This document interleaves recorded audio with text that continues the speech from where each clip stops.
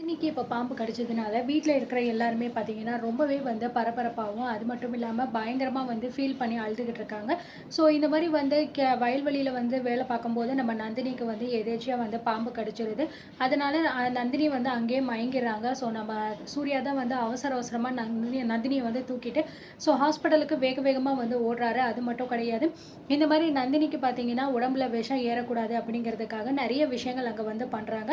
And Nandini பார்த்தீங்கன்னா மயக்கத்தில் இருக்கிறதுனால சூர்யா ரொம்பவே பயந்துக்கிறாரு. அதுக்கப்புறம் வீட்டில் இருக்கிறவங்க கிட்ட இந்த விஷயத்த சொல்லி ஆகணும் அப்படின்னு சொல்லிட்டு இந்த மாதிரி பாம்பு கடிச்சிருச்சு அப்படிங்கிற மாதிரி சொல்லும்போது வீட்டில் இருக்கிறவங்க ரொம்பவே பதறி அடிச்சுட்டு ஹாஸ்பிட்டலுக்கு வந்துடுறாங்க. ஸோ நந்தினிக்கு என்ன ஆக போதோ அப்படின்னு சொல்லிட்டு எல்லாருமே ஒரு பக்கம் பார்த்தீங்கன்னா பயத்தில் வந்து இருக்காங்க. அவள் பொழைப்பாளா மாட்டாளா, அவளுக்கு என்ன ஆயிருமோ அப்படின்னு சொல்லிட்டு. பட் ஆனால் நந்தினிக்கு எதுவுமே வந்து ஆகாது, எல்லாமே வந்து ஓகேவாக தான் இருக்கும்.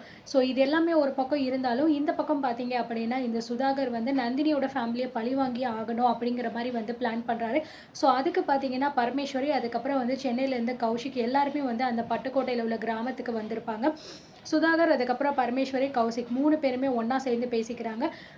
என்ன எப்போ தான் வந்து அந்த நந்தினி குடும்பத்தை வந்து நம்ம பழி வாங்க போகிறோம், அது மட்டும் கிடையாது அந்த புனிதாவை கடத்தணும் அப்படிங்கிற மாதிரியும் வந்து பிளான் பண்ணுறாங்க. ஸோ இது எல்லாமே நம்ம வந்து பக்காவாக வந்து நடத்தி முடிக்கணும் அப்படின்னு சொல்லிட்டு சொல்லும்போது சுதாகர் சொல்கிறாரு, நீங்கள் நினைக்கிற மாதிரி இது வந்து ஒன்றும் சிட்டி கிடையாது, இது வந்து கிராமம்.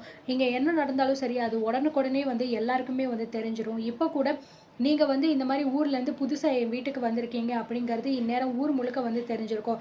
அதனால நம்மளால் வந்து எல்லா விஷயத்தையுமே உடனுக்குடனே பண்ண முடியாது, அதுக்குன்னு சில நேரம் காலம் இருக்கு, அதை பார்த்து தான் நம்ம பண்ண முடியும் அப்படிங்கிற மாதிரி வந்து சுதாகர் வந்து சொல்கிறாரு.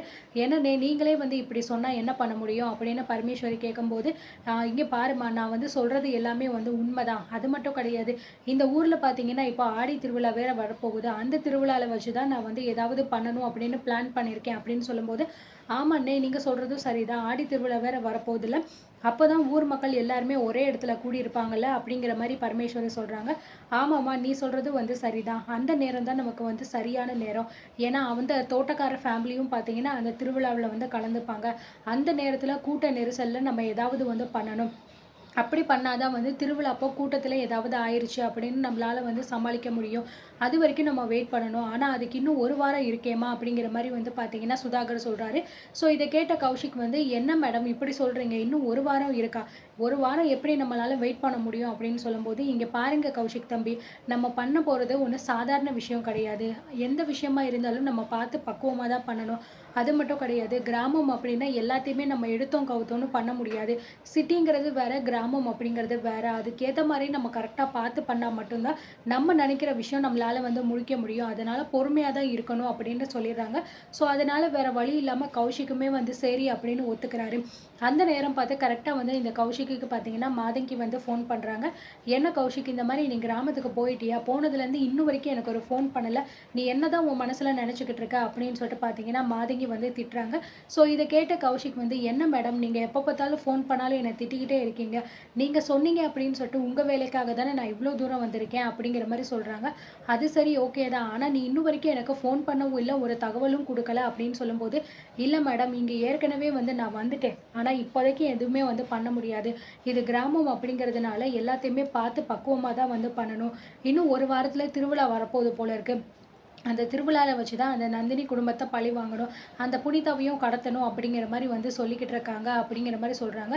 இன்னும் 1 வீக் ஆகுமா அப்படிங்கிற மாதிரி மாதங்கி கேட்குறாங்க. ஆமாம் மேடம், அப்படி தான் வந்து இங்கே பேசிக்கிட்டு இருக்காங்க, அது வரைக்கும் நான் இங்கே தான் வந்து இருக்கிற மாதிரி இருக்கும், எல்லாத்தையுமே முடிச்சுட்டு நான் அதுக்கப்புறம் கூட உங்களுக்கு கால் பண்ணுறேன் அப்படின்னு சொல்லும்போது, சரி ஓகே பரவாயில்ல, ஒரு வாரம் தானே, நீ இருந்துட்டு எல்லா வேலையுமே வந்து முடிச்சிடு, ஆனால் நீ பண்ண போகிற இந்த விஷயத்தினால இந்த பழி எல்லாமே வந்து அந்த சுந்தரவள்ளி மேலே மட்டும்தான் வந்து விழுகணும், அந்த சுந்தரவள்ளி தான் இதுக்கெல்லாம் காரணம் அப்படிங்கிற மாதிரி தெரிய வரணும், அது மட்டும் கரெக்டாக நீ வந்து பார்த்து பண்ணிடு.